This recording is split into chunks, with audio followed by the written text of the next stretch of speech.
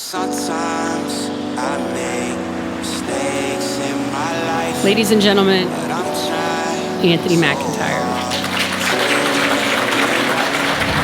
So today is very important to me for a number of reasons. One of which is that this is my 10-year anniversary of my release from prison. I'm nobody's enemy in this room.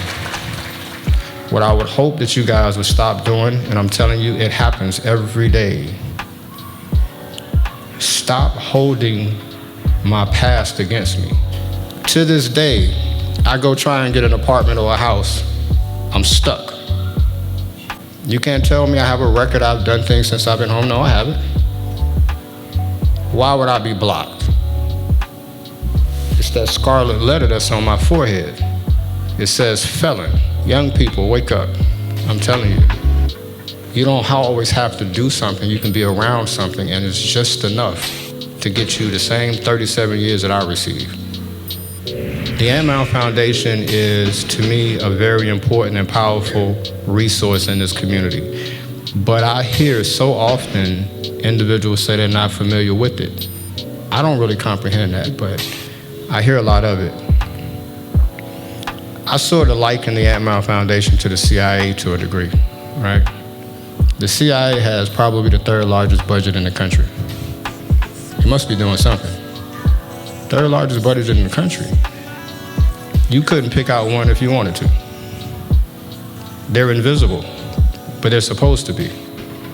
That's the point.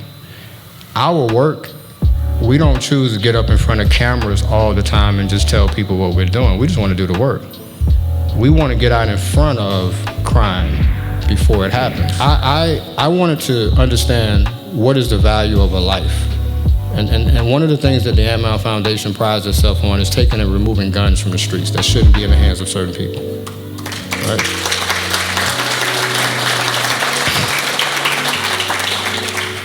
I asked the question to any number of people, what is the value of a life? And I keep getting weird answers.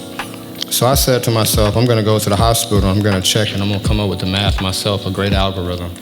So I hope this isn't too graphic for you all, but I said to myself, and the doctors told me, someone gets shot in the head, they don't die. They're in the hospital, brain dead, 2 months. Bill, $1 million. I'm saying that's the value of a life, $1 million. We have a 15-round clip that goes in a pistol, 15 bullets in it. It's arguable that's 15 lives in that one gun. The Antmound Foundation has removed over the past few years over 200 guns from the streets.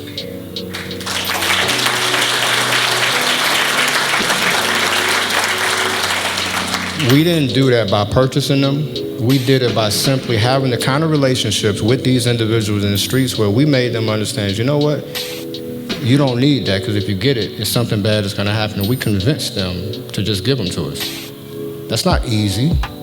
It's complicated.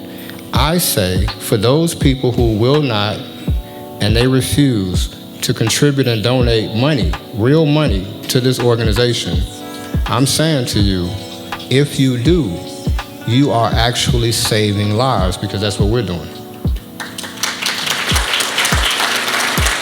All I want to say to you guys in closing is, if I could leave you with a few things, it would be, please, please, please recognize that our young people need proper examples, and I hope that you can be some of those examples.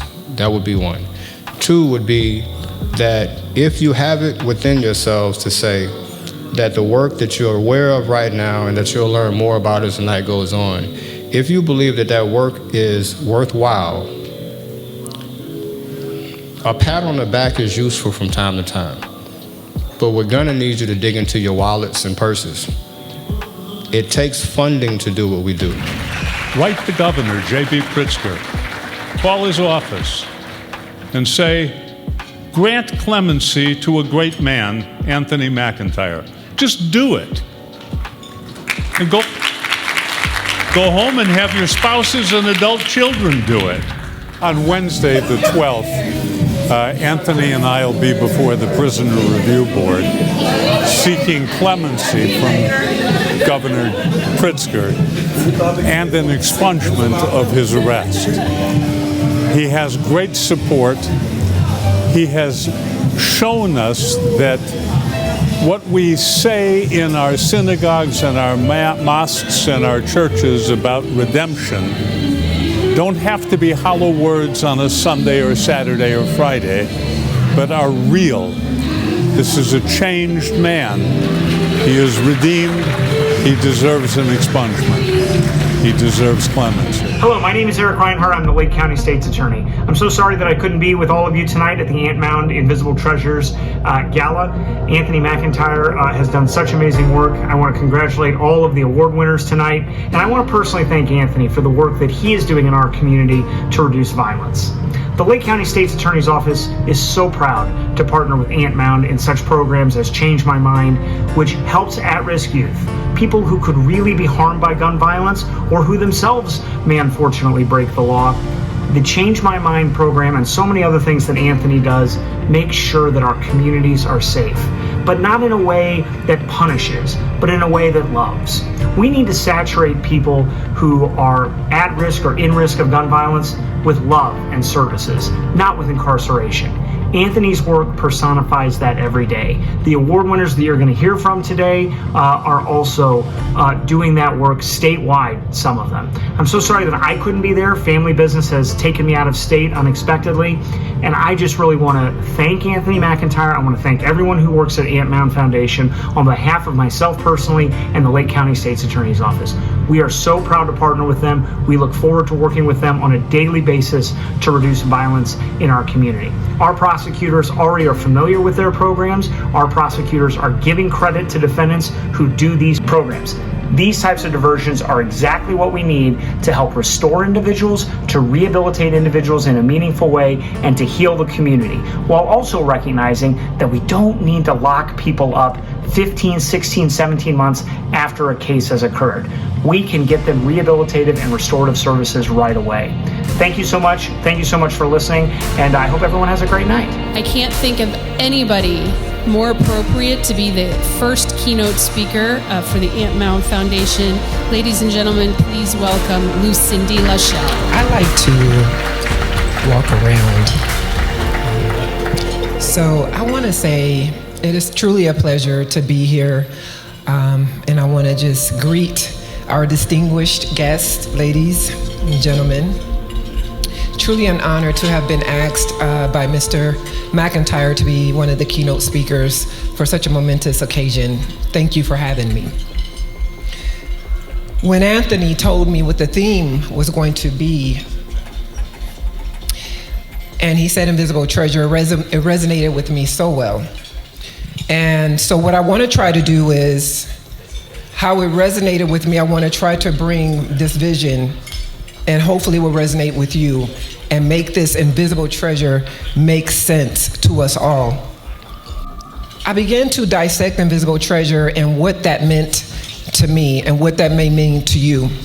And when you think about the word invisible, it comes with a lot of negative words. At least when I was pondering the words, some of the words that came to my mind were words like rejected, unseen, overlooked, disregarded, unimportant. So as I began to sit and think about what I wanted to say and how I wanted this to make sense, and there were two treasures that we all know very well that came to my mind immediately, and that is the diamond and the pearl. Now, let me explain this quickly, and then I want to tie this in, and I want to prove to you why we are no different than the diamond and the pearl. What some of you may or may not know is it takes between 1 and 3 billion years for a diamond to be formed inside of the Earth's crust. It has to sustain over 1,000 degrees Celsius of heat and an astronomical amount of pressure in order to get what we come to treasure as the diamond. Now, when you take a look at the The pearl is formed inside of an oyster, hidden in the Earth's ocean. But what causes that pearl to form inside of an oyster is irritants. Even with us, we are hidden first. Our first phase of being an invisible treasure starts inside of our mother's womb. But here's the deal. This is where the real treasure begins. Your second phase of life, just like the oyster and the diamond, when you are going through life's irritations and challenges, that is your second phase. That is what's forming you into the treasure that you are today. And mind you, you are a treasure before you're seen, before you're regarded, before you're even recognized. You are being formed with every failure, with every disappointment, with every neglect, abuse, failed marriage. Maybe there was a wrongful narrative taught against you. I don't know. You understand? Maybe there was someone who passed judgment on you. You know, maybe you had a falling out. Maybe there was betrayal. What is your irritants? Because the very thing that makes us irritated in life, the very pressures that almost make us buckle, some of us maybe attempted suicide, some of us become depressed. It is those very irritants, pressures, when it gets too hot in the heat and it makes you want to give up, it makes you want to do something that will cause you to catch a case. Those are the irritants. That is your currency that is forming you into the treasure you were predestined to be. Now, what you do with your failures, what you do with your circumstances, your economic hardships, your failed relationships, your rejections, when people overlook you, when they betray you, what you choose to do with that determines the treasure that you will be or not be. He had to undergo betrayal. He had to undergo, the false narrative and being wrongly accused. And these were some of the irritants in life that he could have chose to take a different route when he got out. But he chose to, as they say, make lemonade with the lemons that he was handed. And now he may think that he's an invisible treasure, but he has become one of Lake County's most visible and recognized treasure, and that is why we are here honoring him today. You are not an invisible treasure. You are very much visible, not only to myself, but to many of the young men whose lives you have changed and left a mark on. And trust me, I'm sure that all of Lake County will agree with me when I say you have left your mark here in the Waukegan and North Chicago area in such a positive way. I don't think any of them would consider you invisible. But it is such a beautiful thing when a man, and not just any man, but a black man, because we get such a negative rap, to be able to go into the communities and to help our own in such a momentous way, where now they have the Change My Mind program, and now you're giving second chances to where society would have otherwise put them under the jail and threw away the key. So I salute. And thank you, our distinguished guests and our ladies and gentlemen. Thank you for your time. And Antmound Foundation, thank you for this opportunity.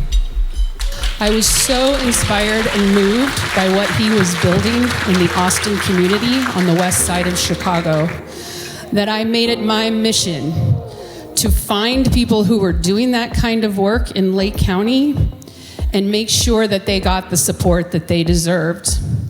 Shortly after that, I met Anthony McIntyre. I fell in love with Antmound Foundation.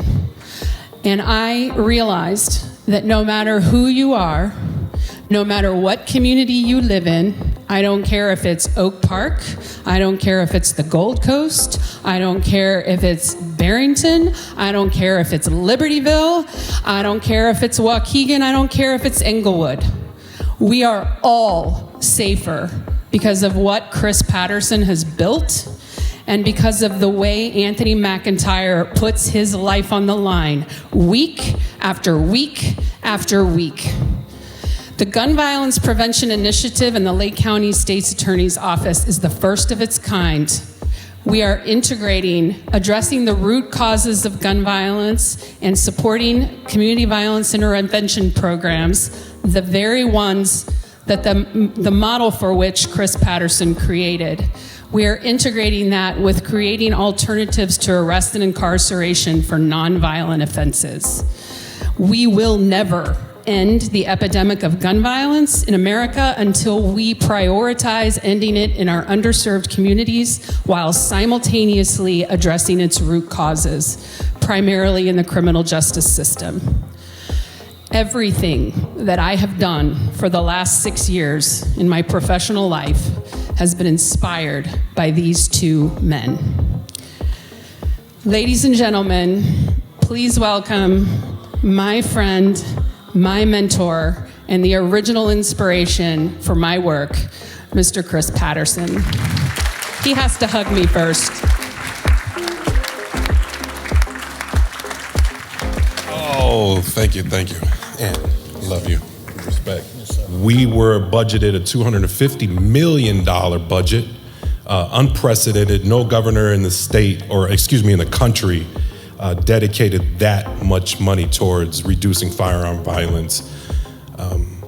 And I would also have you say, and I would be remiss to say that it would not have been in the Waukegan, Chicago, North Chicago, Zion area had it not been for Senator Adriana Johnson, State Representative Rita Mayfield, serious championship in Springfield to make sure that Waukegan, North Chicago, and Zion were recognized as communities that needed it. So make no mistake about that, we appreciate you, Senator. Working alongside the Senator and the Representative and others, having the privilege of meeting several people in the room who I've talked to already. I want to start by saying all of that. We funded 26 communities in the city of Chicago. We funded 16 municipalities, again, Waukegan, North Chicago, Zion being one of the 16 clusters. We did a lot of work in a very short period of time, got out serious amounts of money to represent the communities that are most impacted by firearm violence. When we were going around, I had the privilege of already knowing who Sarah was with her undying work around the policy work and making sure changes were happening around gun laws, making sure that Sarah's voice was heard when it came to making sure that communities in affluent communities were involved in communities in Inglewood, Austin, and West Garfield Park and other communities. Those voices typically never come together. So thank you, Sarah, for that. When I came into the Waukegan area, and there's several organizations that are out here that came and met with me, and I met with the board, and I had the privilege of talking to some folks. Antmound organization was one of the organizations that was highlighted immediately because of the great work that they were doing. I highlight the work that I'm doing because of the fact that we all gotta believe that if we're doing something to create change in the community, we believe it's possible because the people that we're trying to help have the potential to change. I wanna preface that by saying, we heard about like Anthony's background, we heard about some other folks who had backgrounds who were involved in the criminal history and the justice system. And I wanna say that I'm not just speaking this because of what I've seen. Many of us live in communities that are impacted by firearm violence. Many of us have backgrounds that have been impacted by firearm violence. I too am a survivor of gun violence. 2 separate occasions I've been shot and survived. I've lost brothers. I've lost friends. I grew up in a community that no longer even exists. If some of you may remember Cabrini Green, right? I grew up in a space where my parents were addicted to substances and drugs, where I was in and out of foster homes, 23 by the time I was 7, right? Witnessing violence, seeing it happen on a day-to-day occurrence. And then you look at this person and you say, okay, well, he's done so much, and the governor has got his attention, and I had the privilege of working directly, and I would also want to just highlight the deputy mayor of community safety for the city of Chicago, Gary Gatewood, who happens to be with us today. Working in the circles that we're working in, making the change that we're working in is only possible because change exists.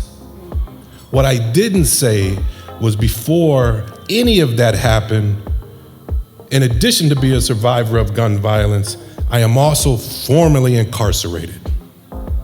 I spent 12 years in the federal prison system. So we're talking about Antmound Foundation, not my 12 years. But we're also talking about the fact that organizations like the Antmound Foundation will prevent other young brothers and sisters from having to experience the traumatic cause of going through firearm violence, going through incarceration. It is unnecessary. I often think about what would I have been, or did I need to experience incarceration? Did I need to experience the death of loved ones and friends? Did I need to experience being shot in the back of the head, almost losing my right arm because of gang violence? I didn't need to do those things. And there's many individuals who are in here because, see, gun violence prevention work is relatively new to the state of Illinois. And I'm talking about probably within the last 20 years. Within this time, and we're gonna pretend like they're not having more fun than we're having, right? Within this time, we've been able to create organizations, and organizations have popped up like Antmound Foundation that are doing the work to save young men and women, particularly Black and brown, who are impacted the most by firearm violence. It is incumbent upon us to not wait until our government supports organizations like Antmound, but that we circle and we put our arms around and embrace organizations that are doing this life-saving work.